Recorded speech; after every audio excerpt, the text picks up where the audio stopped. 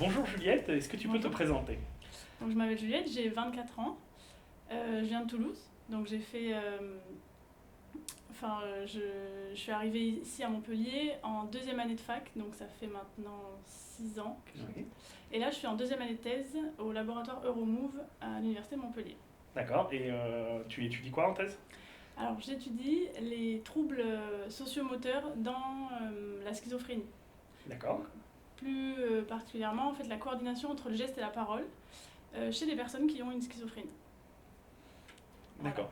Mais Remove, c'est un laboratoire qui est pas mal lié au STAPS, des choses comme Mhm. ça. Quel est le lien, par exemple, entre on va dire le STAPS et le sport et la schizophrénie? Ouais, effectivement, moi j'ai une filière STAPS en plus.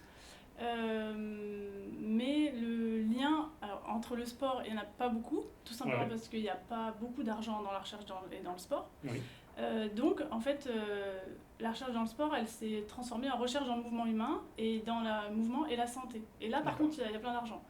D'accord, Bouger pour aller mieux, c'est en vogue et c'est pertinent. Et du coup, là, par contre, il y a de l'argent pour faire de la recherche. Et du coup, en fait, la recherche dans le sport se transformait en recherche dans le mouvement humain, direction santé. Et du coup, dans tout le laboratoire, il y en a très très peu, pour pas dire personne, qui travaillent dans le sport d'accord, et performance, quoi. À Montpellier, en tout cas. Parce que ça existe en France, hein, mais effectivement, à Montpellier, on est plutôt axé mouvement santé. Donc d'accord, tout ce qui est traiter différentes pathologies, diagnostiquer, rééduquer, tout ça, par le mouvement. d'accord. Et est-ce que tu peux nous redonner la définition de ce que c'est la schizophrénie? Ouais, alors la schizophrénie, c'est une maladie mentale qui a plusieurs facteurs encore, donc soit neurodéveloppemental, soit environnemental, soit génétique. Mais en fait, elle se définit par deux types de symptômes. Donc on dit les symptômes dits positifs et négatifs. Alors Oui, positif, pas parce que c'est quelque chose de bien, mais positif parce que c'est des symptômes que les personnes doivent avoir en plus de quelqu'un qui n'a pas de schizophrénie. d'accord, Donc c'est tout ce qui est hallucination, donc auditive, hallucination visuelle, hallucination qui touche à tous les sens. Et plutôt tout ce qui est délire, donc délire de persécution, c'est des personnes qui, quand elles se baladent dans la rue par exemple, des fois elles vont avoir l'impression qu'on les regarde, qu'on parle d'elles et elles vont se sentir vraiment observées. Et du coup ça entraîne le deuxième type de symptômes qu'on dit symptômes négatifs.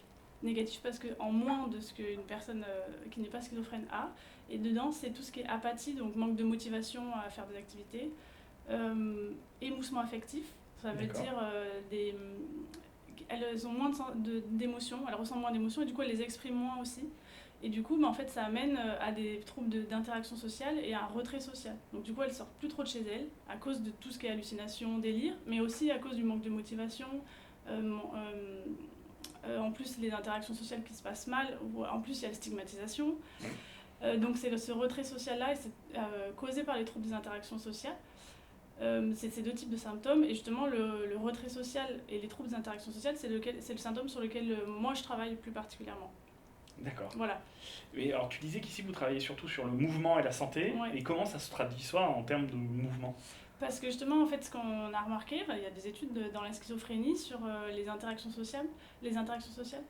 Euh, les personnes atteintes de schizophrénie, en fait, au cours d'une interaction, on les a déjà évaluées, mesuré leurs mouvements, par exemple leurs paroles. Donc il y a des troubles de la parole, mais il n'y a pas que des troubles de la parole en fait. Si les interactions elles se passent parfois mal, il y a aussi des troubles de ce qu'on appelle la communication non verbale. Donc D'accord, en fait, c'est tous les gestes que je fais quand je parle et même mon visage, quand je souris, quand je fronce les sourcils, la distance à laquelle on peut se tenir, la posture qu'on prend, voilà, tous ces gestes-là, en fait, on les a aussi évalués. Et en fait, on a remarqué il y avait un déficit de ces gestes par rapport à quelqu'un qui n'est pas schizophrène. Et peut-être que c'est ça qui pouvait poser problème aussi dans la communication, parce que la personne en face, elle le ressent ça, et elle trouve d'accord, qu'il y a quelque chose de bizarre, et du coup, ça gêne en fait. Et on dit que ça détériore la positivité des rapports sociaux. ok, Ce qui peut ensuite euh, ce qui peut ensuite amener la personne schizophrène à se dire, en fait, ça m'a pas plu, j'ai pas envie de recommencer. Donc voilà, donc c'est pour ça que dans l'analyse de l'interaction sociale, il y a aussi l'analyse des gestes. Et du coup, moi, je m'occupe de ça, de ces d'accord, gestes-là. Et je regarde si il y a des troubles dans ces gestes. Et pour aller un peu plus loin, s'il y a des troubles dans ces gestes, dans la coordination de ces gestes par rapport à la voix. D'accord. Voilà. Donc en fait, je fais de la coordination entre le geste et la parole. Ok. Voilà. Donc c'est pour ça que c'est lié au mouvement, parce qu'en fait c'est les gestes, et j'appelle ça des gestes socio-moteurs. Enfin, j'appelle ça des troubles socio-moteurs, parce que moteur parce que je parle de gestes, et sociaux parce que c'est des gestes qui ont lieu quand il y a quelqu'un en face. Dans l'ordre des interactions sociales. Exactement. D'accord. Et alors, et qu'est-ce que tu cherches à faire parce que là, donc, on va mesurer ces différents gestes, on va expliquer, après on discutera de comment. Mais tu le cherches à le relier à quoi? Il y a différents types de schizophrénie ou c'est comment tu cherches à montrer quoi en étudiant ces gestes? Alors d'abord, je cherche en fait, j'évalue ces gestes déjà au sein de 2 groupes, donc des sujets sains et des sujets schizophrènes. Et je regarde si dans la coordination du geste et la parole, déjà il y a une différence entre les 2 groupes. Ça, on ne sait pas trop. Oui. Ensuite, est-ce que c'est une différence? Déjà, est-ce qu'elle est liée à la symptomatologie? Parce que dans la schizophrénie, c'est évalué avec plusieurs... dans le DSM-5, donc dans le manuel de diagnostic des maladies mentales internationales, il y a certains questionnaires et des interviews, donc pas faits par moi, faits par des psychologues et des psychiatres de l'hôpital dans lequel je travaille, pour évaluer le degré et la sévérité de symptômes donc de la maladie des patients. Et donc un peu le lier, est-ce que plus la personne a des symptômes donc positifs ou négatifs, moins elle fait de gestes et moins elle est coordonnée, pour essayer de le lier. Et ensuite, la deuxième étape de ma thèse, c'est aussi voir si, peut-être qu'il y a un trouble de la coordination, mais ça sert à quoi? Est-ce que la personne en face, est-ce qu'elle le décèle et est-ce que ça la dérange? Ou est-ce qu'en fait, on s'en fiche, il y a un trouble et puis au final, c'est pas du tout ça qui pose problème. Donc du coup, il y a une deuxième partie où, une fois qu'on a évalué ça, voir s'il y avait un déficit ou pas, on va essayer de le lier. Donc je t'expliquerai aussi comment on fait. On va essayer de le lier à est-ce que la personne en face, elle le voit, et est-ce que ça lui pose problème? Est-ce qu'elle trouve qu'il y a un problème dans son interaction? Est-ce qu'elle a envie d'interagir avec cette personne? Est-ce qu'elle trouve cette personne sympathique? Voilà. Donc en fait, c'est le lien entre trouble de la coordination, s'il existe, et volonté d'interaction, ou qualité de la communication perçue. D'accord. Voilà, c'est ça. Très bien. Alors, on va parler un peu méthodologie, parce que ça m'intéresse. Alors, comment tu fais ces liens-là? C'est avec des interviews? C'est comment ça se passe? Donc pour la deuxième partie? Alors, même pour la première déjà, comment tu mesures ce décalage entre le groupe témoin et le groupe schizophrène au niveau des gestes psychosociaux? C'est ça que tu disais? Moi je dis sociomoteur. Sociomoteur, oui. Alors comment on fait? Dans ce laboratoire, on analyse le mouvement, donc on a plein d'outils pour analyser le mouvement. Il y en existe plein, différents, qui utilisent des techniques différentes. Il y en a qui coûtent très cher, il y en a qui prennent beaucoup d'espace. Les plus connus, c'est celles qui sont aussi utilisées dans le cinéma, où on met des capteurs partout sur les articulations, avec des caméras infrarouges partout dans la pièce. J'ai déjà utilisé ce type d'outils dans mes stages de master, tout ça. Mais effectivement, ça a été une grosse question, une grosse réflexion. Quel outil on va utiliser pour mesurer des gestes quand même qui sont assez fins? C'est pas de la course, quoi, c'est pas de la marche, c'est des gestes, c'est des doigts en fait. Je mesure les doigts et les poignets. D'accord. Et en plus, ça peut être dérangeant d'avoir des marqueurs quand même sur soi. Et là, on est sur une population qui est assez... je veux pas dire fragile parce que c'est pas ça, mais c'est une population qui ça peut gêner plus que quelqu'un qui n'a pas de maladie, sachant qu'elle va quand même se rendre compte que on l'étudie, et en plus on étudie comment elle parle, tout ça. Donc, et quand tu disais que c'est des gens qui souvent avaient l'impression d'être plus observés que la moyenne, ça ne doit pas forcément aider là. Voilà, donc la question de quel outil de mesure on va prendre, elle est importante dans cette méthodologie-là. Dans cette étude. Donc en fait, ce qu'on a utilisé, c'est une nouvelle méthode d'analyse du mouvement qui est assez récente, qui est une méthode à l'aide d'une caméra, d'une simple caméra. Donc on n'a pas de capteur, on a juste une caméra qu'on peut acheter en magasin. Et en fait, c'est des programmes de deep learning qui font de l'autodétection automatique de squelettes. D'accord. Et qui sont en plus, ça qui est bien, en open access sur internet, sur le site SciUp, enfin pas SciUp, non, c'est pas enfin, c'est en libre service. Sur le service, c'est pas clean. Non, là où on partage ses codes comme OSF ou GitHub.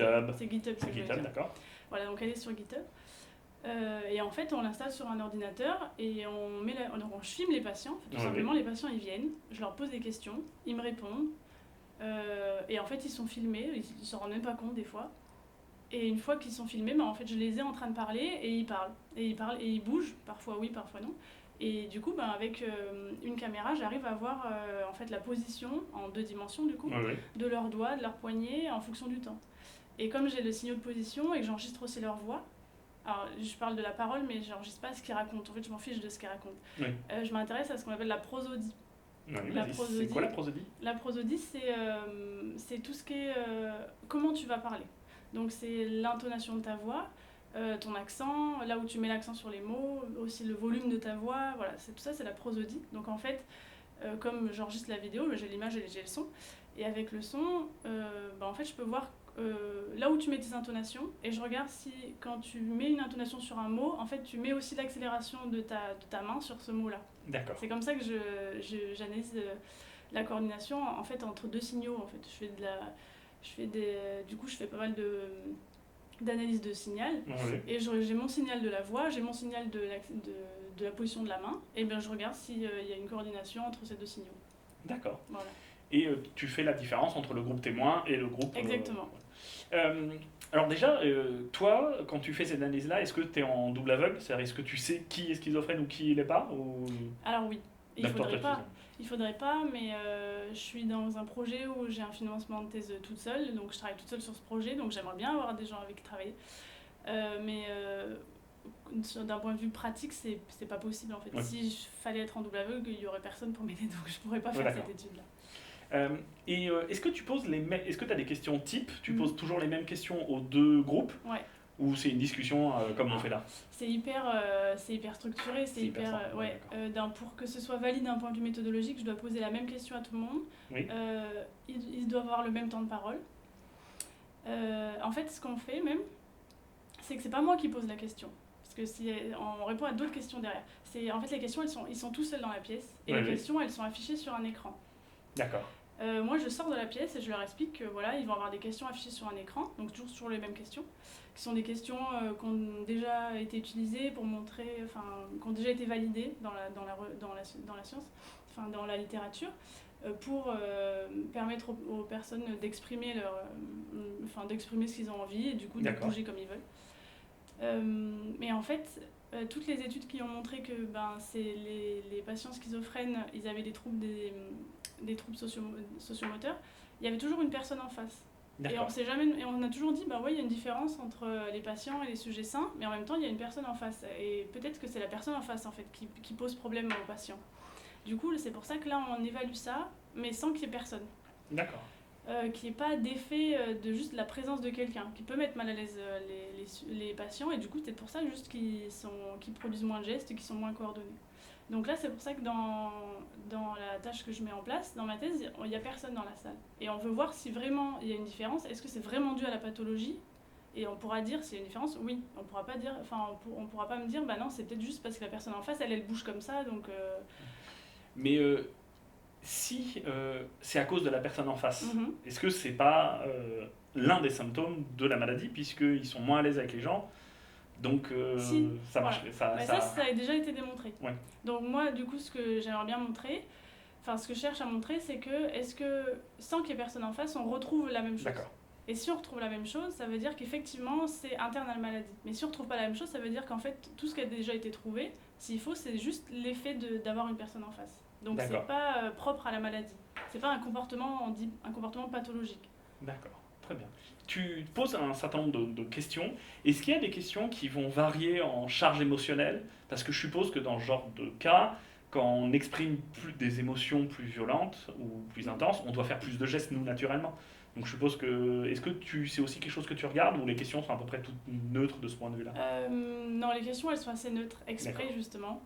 Parce que je vérifie pas comment la personne elle va réagir d'un point de vue émotionnel. En plus, on a des questionnaires, on pourrait vérifier, mais on vérifie pas. Donc on a des questions qui essaient d'être le plus neutre possible. Et en fait, c'est pas long, c'est une question en tout, ça dure 5 minutes. Je les enregistre pendant 5 minutes. Il y a 3 questions. C'est des questions qui ont été prises on appelle ça la masse. C'est un auteur qui a utilisé ce type de questions, en plus avec des sujets schizophrènes, pour regarder comment ils bougeaient. Mais c'était dans les années 2010, donc il n'y avait pas de technique de mesure de mouvement hyper précise. En fait, ça a toujours été comme ça. Ça fait un moment comme ça fait une vingtaine, trentaine d'années. Même dans les années 80, ils ont commencé à regarder, à trouver que les patients ne bougeaient pas de la même manière que les sujets sains. Mais en fait, ils les regardaient et puis ils notaient comme ça. Donc maintenant, en fait, on va plus loin et on l'analyse d'une manière continue et plus précise. Mais en fait, il y a 3 types de questions. La première, il y a 3 questions. La première, c'est qu'est-ce que vous avez fait dans la journée d'hier ? Et en fait, ils ont 2 minutes pour me raconter ça. La deuxième, c'est racontez-moi un film que vous avez vu récemment. Là, souvent, ou un film dont vous vous souvenez. Donc là, souvent, ils parlent. C'est là où ils se mettent à surtout explorer leurs gestes, tout ça, parce que des fois, ça vient un peu dans l'imaginaire. Et la troisième question, c'est qu'est-ce que vous ferez avec 1 million d'euros ? Bonne question. Voilà. Sachant que quand je les filme, en fait, quand j'analyse, j'écoute même pas ce qu'ils racontent. Tu analyses que les signaux. En fait, j'analyse les signaux, voilà. D'accord. Et donc, la deuxième phase, c'est que tu fais le lien avec des espèces d'entretien à des personnes neutres pour voir s'ils perçoivent quelque chose. Donc, comment ça se passe ? Tu leur montres le film ? Alors, c'est exactement ça. Alors, en fait, au lieu de leur montrer le film, je leur montre juste, on appelle ça des PLD, donc des Point Light Display. On utilise beaucoup ça dans la perception de l'action ici aussi. C'est qu'une fois que j'ai ma vidéo, comme j'ai l'analyse de tous les segments du corps, je te montrerai ou je t'enverrai un exemple. En fait, sur un fond noir, j'ai des petits points blancs qui bougent et qui reprennent toutes les articulations. Donc en fait, j'ai accès qu'au mouvement. Et c'est ça que je garde, donc c'est ces Spotlight Display que je garde et que je vais montrer à d'autres sujets. Et je vais les montrer et les autres personnes, elles vont devoir évaluer est-ce que vous comprenez bien ce qui a été dit là, est-ce que vous avez envie d'interagir avec cette personne, est-ce que si cette personne était assise à côté de vous, est-ce que vous entameriez une conversation avec elle. Voilà, c'est des questionnaires classiques de la littérature validés pour évaluer la qualité de la communication et la volonté d'interaction. Mais eux, tout ce qu'ils voient, c'est ces petits points blancs. Exactement. Et ils entendent le discours Alors il y a plusieurs conditions. Il y a une condition où ils voient que le mouvement. Il y a une condition où ils entendent que le discours. Il y a une condition où il y a les deux en même temps. D'accord. Pour voir si c'est le mouvement qui pose problème, c'est la voix qui pose problème ou c'est les deux. Voilà. Okay. Et en fait, ces Point Light Display, c'est hyper intéressant parce que ça nous permet de nous affranchir déjà du visage de la personne, de la façon dont comment elle est habillée, de sa morphologie. Aussi, quand on n'a pas la voix, on ne sait pas si c'est une femme ou un homme. Alors, il y a des études qui ont montré qu'on pouvait deviner si c'était une femme ou un homme, rien qu'avec ces mouvements. Ouais. Ah, c'est intéressant. En fait, ça qui est intéressant, c'est qu'il y a plein d'études qui ont exploré tout ce qu'on pouvait faire avec ces Point Light Display. Et en fait, en voyant quelqu'un marcher, donc juste des points, on a besoin en plus d'une dizaine de points, mais à peine, de la tête aux pieds, on peut reconnaître, donc si c'est une femme ou un homme, on peut reconnaître les émotions aussi, si elle est énervée, si elle est joyeuse. Et en fait, on peut aussi reconnaître si c'est nous-mêmes ou si c'est d'autres personnes, et si c'est nos amis. Ah, c'est vrai, on reconnaît nos amis à leur démarche, on va dire. C'est ça, leur cinématique. Du coup, nous, on dit leur cinématique. D'accord. Ce que je présente, moi, c'est la cinématique des mouvements. Voilà. Et en fait, ça c'est hyper bien parce qu'on a remarqué qu'il y avait d'autres études où on présentait des images ou des vidéos de patients et de sujets sains et on disait avec qui vous avez plus envie d'interagir ou avec qui vous vous sentez à l'aise d'interagir. Justement pour évaluer, parce que le fait, il est là, effectivement, ces patients-là, ils ont des problèmes d'interaction dus aussi à la stigmatisation. On le sait, mais on ne sait pas trop pourquoi. C'est pour ça qu'on veut voir est-ce que c'est les mouvements ou est-ce que c'est autre chose. Et moi, je regarde est-ce que c'est les mouvements. Et le fait d'avoir les Point Light Display, c'est qu'on n'a pas le visage, on n'a pas la morphologie, on n'a pas les vêtements. Et en fait, ça nous enlève que déjà un énorme biais de stigmatisation, de cette personne, elle me plaît pas parce qu'elle a pas, je sais pas, elle est pas belle. Elle est mal habillée. Voilà, elle est mal habillée. Enfin, des trucs... Elle a une frange. Voilà, c'est ça. C'est plein de choses où en fait on se rend pas compte, mais on a un premier jugement directement à la personne, la façon dont elle s'habille, quoi. Par exemple. D'accord. Qu'est-ce qui a fait que tu étudies, par exemple dans ton cas, tu disais surtout les doigts et les poignets, d'ailleurs pourquoi les poignets c'est intéressant, alors que je crois que par exemple souvent dans les analyses des émotions et des choses comme ça, on utilise beaucoup plutôt le visage, des choses comme ça. Pourquoi toi c'est plutôt les poignets et les mains ? Parce que le visage, ça a déjà été beaucoup évalué, effectivement. Beaucoup analysé, enfin beaucoup. Quand on parle de recherche dans la schizophrénie, il n'y en a pas beaucoup. par rapport à, par exemple, la recherche dans l'autisme. Oui. Et on a vraiment beaucoup moins. Ou même il y en a de plus en plus dans la dépression, par exemple. Mais c'est vrai que dans la schizophrénie, quand on regarde ce qui a été fait, par exemple la coordination geste-parole dans l'autisme, ils sont en avance. Oui. Dans la schizophrénie, il faut tout recommencer parce que ça n'a jamais été fait. Alors pourquoi, on ne sait pas, hein, mais alors que c'est quand même 1% de la population mondiale. Combien ? 1%. 1%, d'accord. Mmh. Ah oui, c'est pas rien. Oui, oui.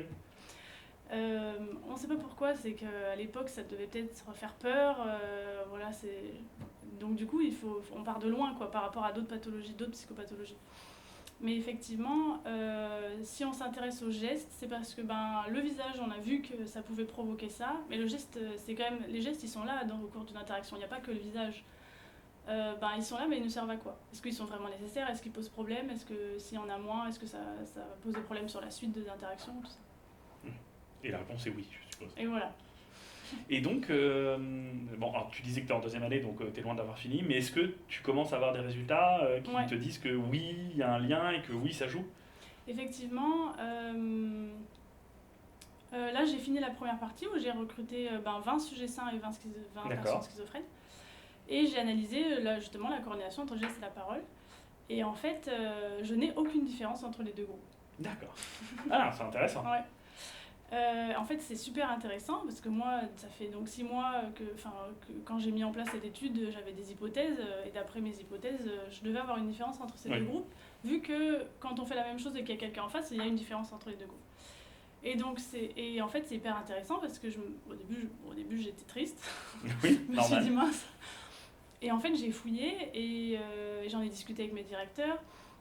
Et en fait, c'est encore plus intéressant parce que ça veut dire que ce qui a été fait avant, en plus, c'est des travaux assez réputés sur les troubles on dit la communication non verbale, je te disais, chez les patients schizophrènes. En fait, c'est pas un comportement pathologique, le fait de produire moins de gestes, c'est un comportement social. Oui, c'est-à-dire que quand ils sont seuls, ils expriment les mêmes types de gestes. Et quand ils sont en interaction sociale, ils se réfrènent, quoi. C'est exactement ça. D'accord. Et en fait, ça, on ne le savait pas. Oui, c'est parce que intéressant. Toutes les études qui avaient été faites sur la communication non verbale, elles avaient été faites quand il y avait quelqu'un en face. Oui. Mais on l'a jamais fait seul. Et c'est pour ça que je m'étais dit, il faudrait peut-être qu'on essaye seul quand même, parce qu'on pourrait peut-être avoir des résultats différents. Peut-être que pour nous, ça ne nous pose pas de problème qu'il y ait quelqu'un en face, parce qu'on a l'habitude, en plus, quand on est en thèse, on parle beaucoup avec beaucoup de gens. Donc on a l'habitude, mais c'est des personnes qui ont moins l'habitude de sortir de chez elles ou qui n'aiment pas trop et qui rencontrent moins de gens. En fait, c'est peut-être ça le problème, c'est peut-être juste le fait qu'il y ait quelqu'un en face. Donc ça pose d'autres questions. Mais du coup, j'ai quand même toutes mes vidéos. Et maintenant, la deuxième étape, donc là, je suis en train d'écrire le papier. Ouais. Et la deuxième étape, du coup, comme je garde mes vidéos et je vais monter un questionnaire et en fait, je vais les présenter à d'autres sujets. D'accord. Voilà. Et là où c'est intéressant aussi, c'est qu'en fait, on va dans la deuxième partie, où on présente les points de la display, on va rajouter des sujets qui ont une autre psychopathologie. D'accord, c'est intéressant. Tels que des dépressifs, donc des personnes atteintes de dépression, pour voir si, effectivement, si on remarque une différence dans la volonté d'interaction avec des sujets schizophrènes, est-ce que c'est la schizophrénie ou est-ce que c'est la maladie mentale ? Donc le fait de rajouter une autre maladie mentale, telle que la dépression, ça nous prouverait qu'effectivement, s'il y a un déficit quelque part, c'est lié à la schizophrénie et pas à la maladie mentale en général. D'accord. Voilà. Ça, c'est des choses qu'on essaie de faire, mais en fait, travailler avec des sujets qui ont des psychopathologies, c'est difficile. Oui. Voilà, donc ça prend du temps. Moi, j'ai mis 1 an à recruter 20 sujets schizophrènes et 20 sujets sains. D'accord. Alors, justement, comment on recrute des sujets sains, des sujets ayant la pathologie? Comment ça se passe? Parce que tu dis c'est toi qui l'as fait, et donc comment tu fais? Alors, effectivement, c'est délicat.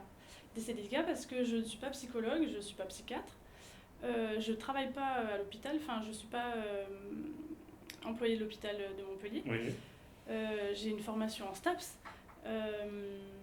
Donc c'est délicat parce que je viens de nulle part et je rentre dans le service de psychiatrie. Donc je travaille dans le service au SUPA, donc au service universitaire de psychiatrie adulte, au CHU La Colombière. D'accord. Je rentre dans le service et je dis moi je voudrais travailler sur des patients schizophrènes et il m'en faudrait 20. Donc je vais voir les psychologues qui travaillent là-bas, qui font aussi de la recherche, qui font aussi des thèses. Alors c'est plus délicat parce qu'ils sont psychologues et en plus ils font leur thèse à côté. Oui. Donc ils ont 2 métiers en un. qui travaille aussi sur des schizophrènes ou sur des personnes dépressives. Comment je fais? Oui. J'ai pas accès à leur logiciel avec le référencement des patients. J'ai accès à rien, je connais pas, je sais pas comment ça fonctionne. Alors heureusement j'ai 2 directeurs de thèse. Oui. J'ai un directeur qui est spécialisé dans l'analyse du mouvement, ici, à Euromove, et j'ai un directeur, lui, qui est psychologue clinicien et qui est professeur à l'université Paul Valéry, mais qui est psychologue, donc qui travaille au CHU et dans ce service universitaire de psychiatrie adulte. Donc du coup, avec lui, j'ai participé au conseil de recherche là, dans le service. J'ai présenté mon projet à tous les psychiatres, à tous les psychologues en disant voilà, je travaille en thèse, je fais une thèse dans le mouvement. En plus, c'est bizarre, pourquoi elle fait une thèse en mouvement, elle s'intéresse à nos patients. Oui. Donc ça, au début, ça fait un peu bizarre. Mais ça fait un moment à Montpellier, ils sont assez précurseurs de l'analyse du mouvement dans la psychiatrie. D'accord. Notamment parce que mon directeur de thèse, c'est quelque chose qui l'intéresse beaucoup et qui a vu qu'il y avait peut-être que ça pouvait être intéressant d'analyser les mouvements. Mais chez les psychologues, au début, ils trouvaient ça bizarre. Et en fait, ce que j'ai fait, c'est que quand il y avait des patients qui venaient pour des bilans neuropsychologiques ou des consultations avec des psychologues, des psychiatres, j'allais les voir, j'imprimais des flyers, j'expliquais mon projet, voilà, et au fur et à mesure, en fait, c'est comme ça que je recrutais, je rencontrais du monde, et les patients me disaient, oh, peut-être ça m'intéresse, je vais peut-être venir, et voilà, on prenait rendez-vous, et du coup, voilà, c'est comme ça que je faisais. D'accord. Mais ça a mis du temps à démarrer. Une fois que ça a démarré, c'était plus simple, mais ça a vraiment mis du temps à démarrer, parce qu'en plus, dans ce service-là, il y a pas mal de recherches qui se fait, comme ça qui finance le service aussi, sur la même population. Donc, et voilà, c'est quand même des sujets atteints de schizophrénie, et c'est 1% de la population. À Montpellier, c'est un centre expert national, donc il y en a 6 ou 9 en France, je ne voudrais pas dire une bêtise. Donc il y a beaucoup de patients qui viennent à Montpellier parce qu'il y a des professionnels de cette pathologie reconnus. Donc il y en a plus qu'ailleurs, effectivement. Mais c'est pas pour ça que c'est plus simple. Mais voilà, c'est comme ça que je fais, c'est comme ça que j'ai réussi. Très bien. Pour continuer un peu sur la méthodologie, tu disais que donc, tu fais de l'analyse des mouvements, tu fais du lien entre les mouvements de la voix et les mouvements corporels. Donc c'est beaucoup de statistiques, tout ça. Ouais. Et tu as été formé à tout ça ou tu te formes toi-même sur le tas Non, on est formé quand même en master, Ouais. déjà en master STAPS. On est formé sur les statistiques de base, les TISTES, les ANOVA, les corrélations, tout ça. En master 2, j'ai fait un master recherche ici à Montpellier en sciences technologies du mouvement. Là, on était formé plus profondément quand même en statistiques multidimensionnelles. Tout ça, là, ça commençait à me parler, j'aimais bien. Et après, on se forme sur le tas. Oui. Parce qu'au final, c'est la grande majorité de ton travail. Puisque tu disais les interviews durent 5 minutes. Ouais. Tu as 40 sujets en tout, ou 20, je sais plus. En tout, j'ai 40 sujets. 40 sujets, donc bon, une fois, ça va vite une fois que tu les as recrutés. Ouais. Donc c'est beaucoup d'analyse statistique au final. Ouais, alors avant l'analyse statistique, il y a toute l'analyse déjà du signal en lui-même, quoi. Donc récupérer le signal, le mettre sur la bonne forme, le filtrer, faire tous mes analyses de corrélation entre les signaux. Donc il y a tout un traitement, et puis ensuite il y a autre chose, c'est qu'il y a une partie qui se fait à la main dans mon étude.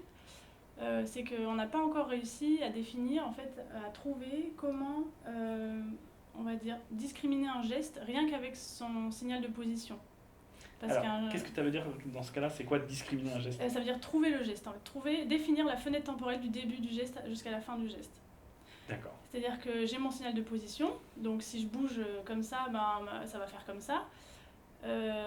Mais est-ce qu'il faut faire attention entre le geste où la personne elle se gratte la tête et le geste où la personne elle fait vraiment un geste qui aide à la compréhension du message. Et comment toi tu peux savoir que se gratter la tête ne fait pas partie d'un geste qui justement, si on s'intéresse que au signal, on ne le saura pas. Donc il y a des études, en fait il y a des avantages et il y a des inconvénients à tout. Si on s'intéresse qu'au signal, ça ira plus vite, c'est un avantage, mais on va confondre ces gestes-là. Et moi, je veux pas les confondre parce que je veux sélectionner les gestes qui ont lieu quand ils parlent. D'accord. Vu que je regarde la coordination avec la parole. Et je veux aussi sélectionner des gestes qui ont un intérêt à la communication, à la compréhension du message. Donc là, comme ils sont tout seuls, se gratter la tête, ça n'aura pas d'intérêt. Donc ce que je fais, c'est qu'il y a quand même une partie qui est assez longue, c'est que je visionne les interviews. Et on est presque au centième de seconde près. J'ai le signal, en fait j'utilise un super logiciel que j'ai découvert en arrivant ici, mais que ceux qui font des sciences du langage connaissent par cœur et utilisent tout le temps. Ça s'appelle Elan. Et en fait c'est un logiciel où j'ai sur mon écran, j'ai ma vidéo. J'ai en même temps le signal de la position dessous, de la position de la main par exemple, le signal de la voix, synchronisé. Donc en fait quand la personne elle fait ça sur la vidéo, en dessous j'ai mon signal qui fait ça, et en plus si elle parle j'ai le signal de la voix qui bouge. Donc je peux en fait en m'aidant du signal et en m'aidant de la vidéo définir, donc à la main évidemment, le début du geste et la fin du geste qui m'intéresse. Et ça c'est super bien parce qu'en fait on peut... On se base sur le signal, mais on vérifie quand même avec la vidéo que c'est bien un geste qui nous intéresse. Voilà.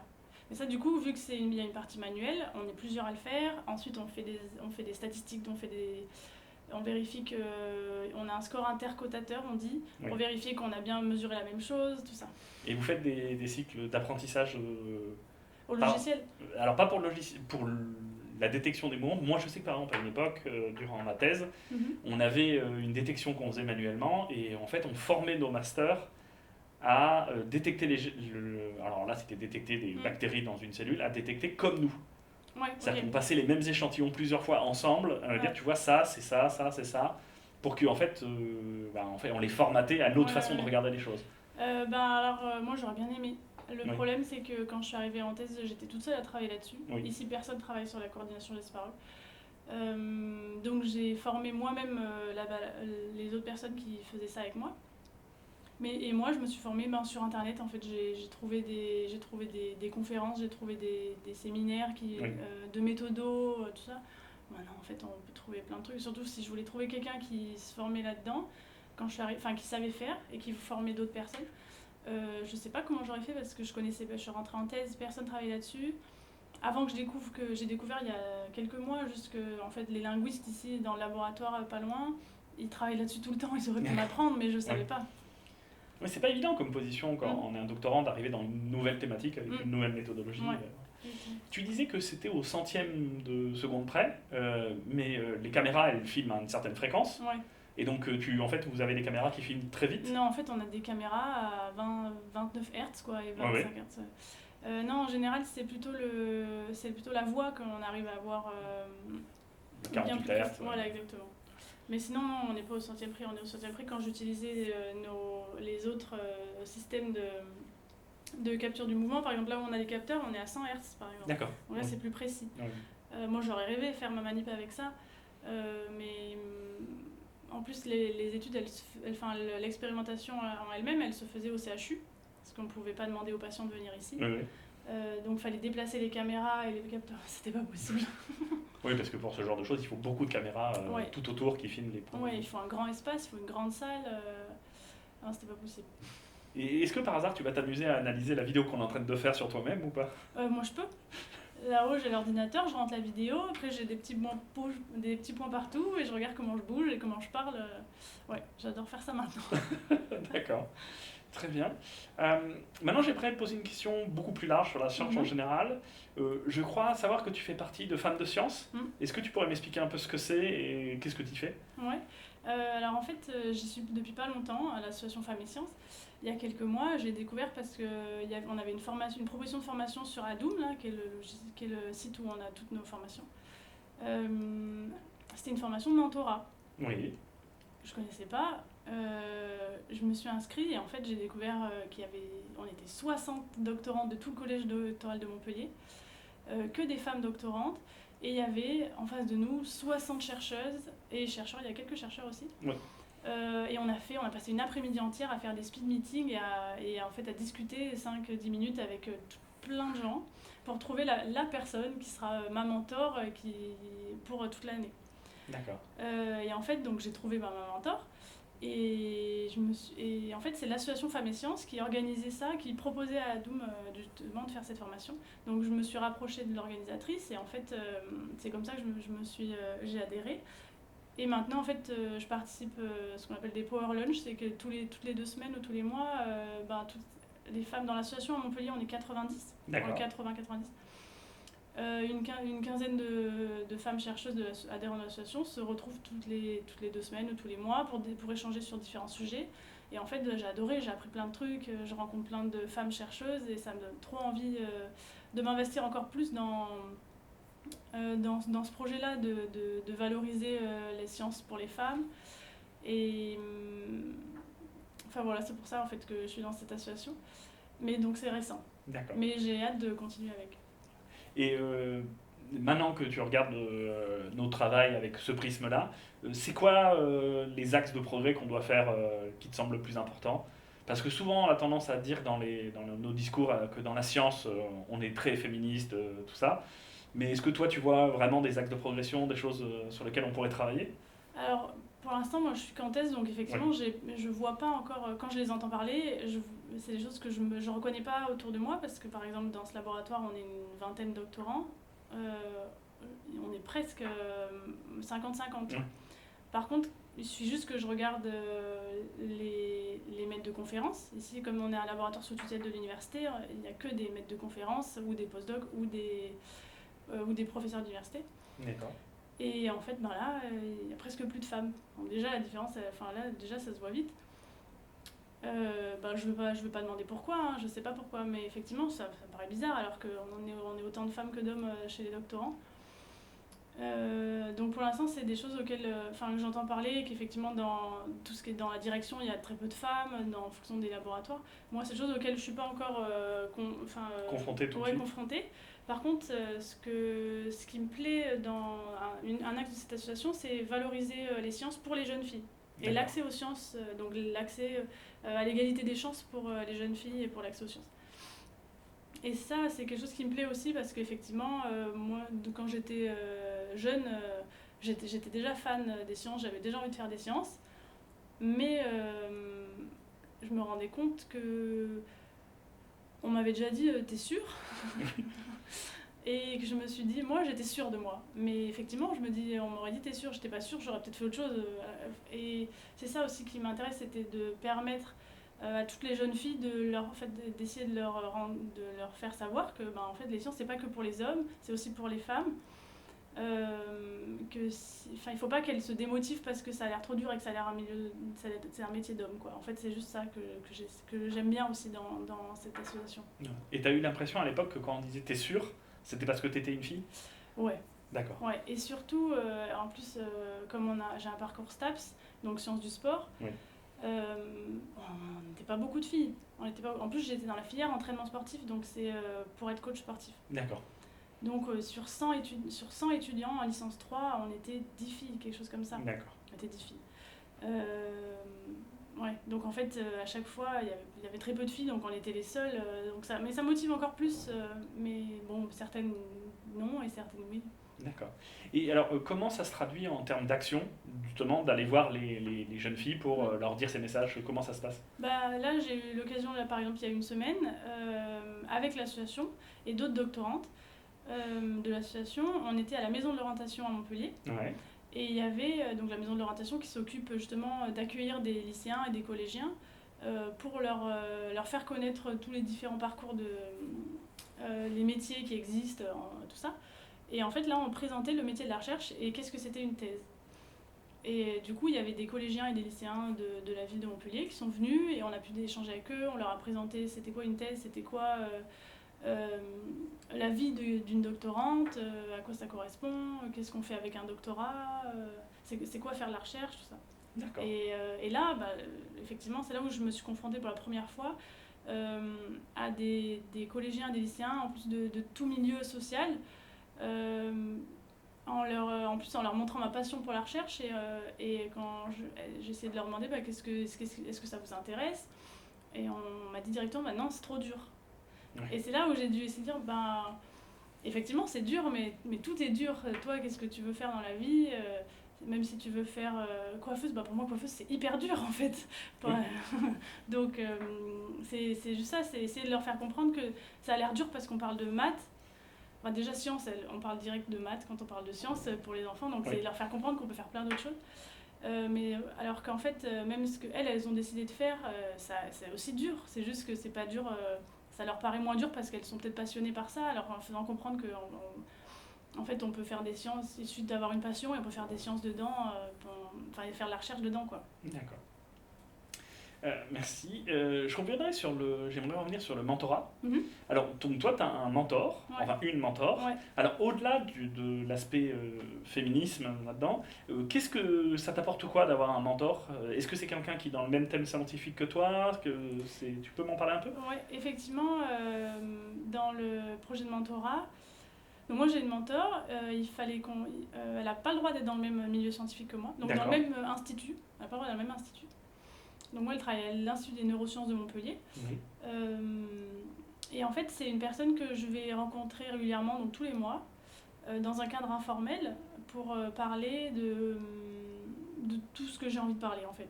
D'accord. C'est vraiment, je trouve que c'est hyper bien fait. De parler de... alors, pas du tout parler de mes résultats de recherche. Elle n'est pas du tout là pour m'aider à écrire un article, par exemple. Oui. Elle est là pour...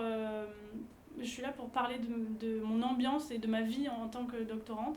Donc, mes problèmes avec mes directeurs, mes problèmes avec mes collègues, mes problèmes ou pas, hein, ou tout ce qui se passe de bien ou de mal.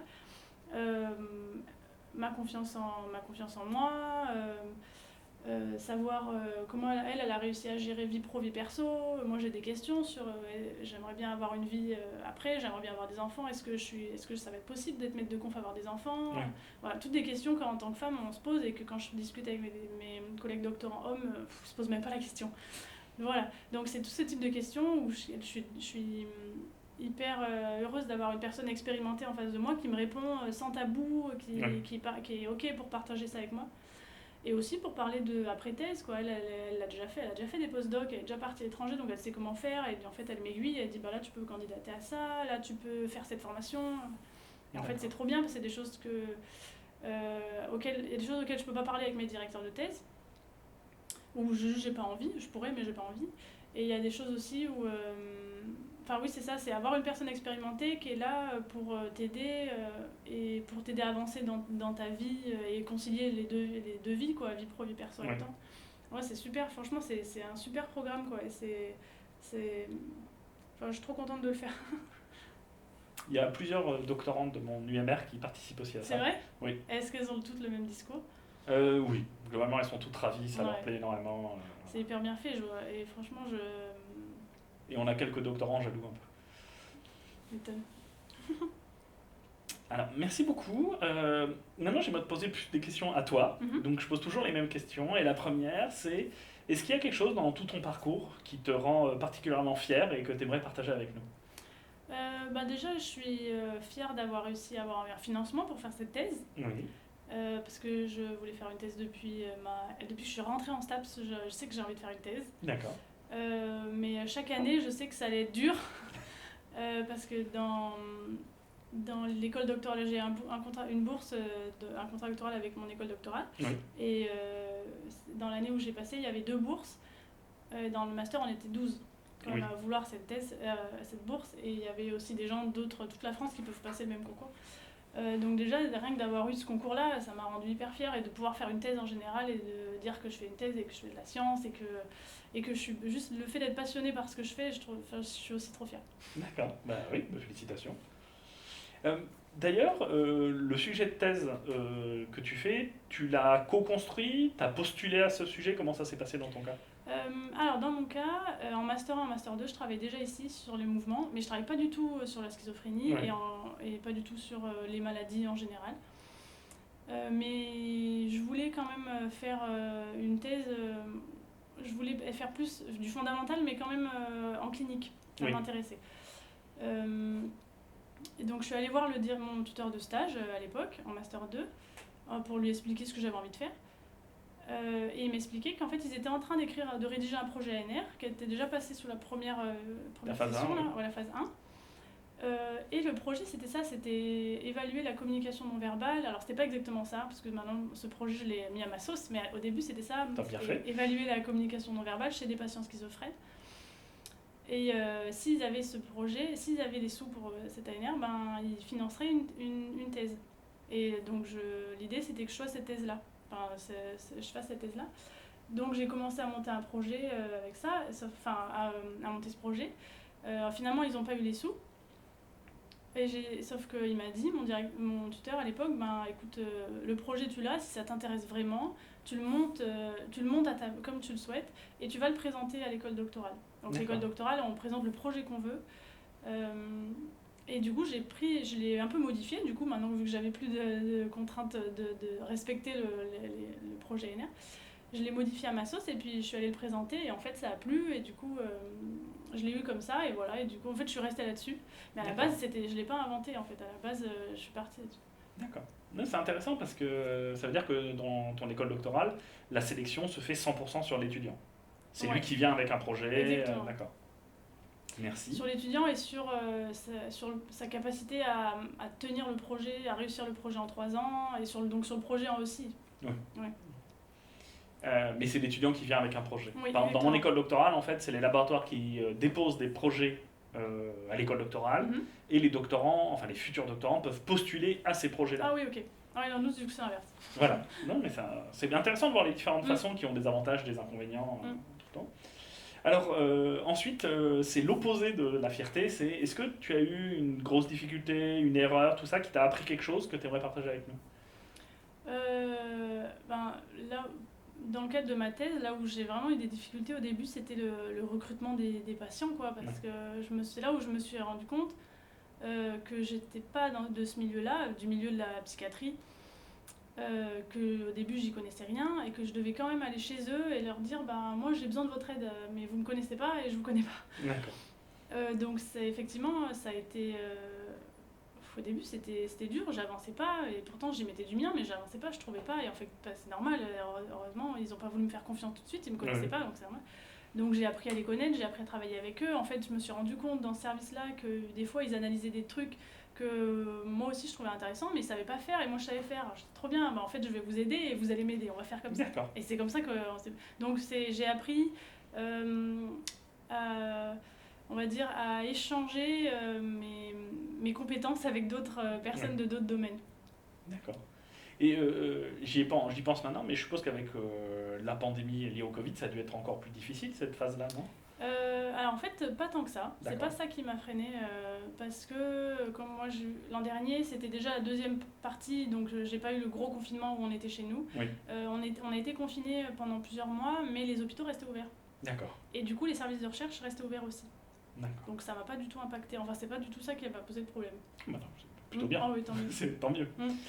Alors, maintenant, est-ce que tu vois arriver dans le futur, à l'horizon, quelque chose qui t'enthousiasme particulièrement, que ce soit une nouvelle méthodologie, des nouveaux projets de recherche Est-ce qu'il y a un truc où tu te dis, oula, ça va être génial ?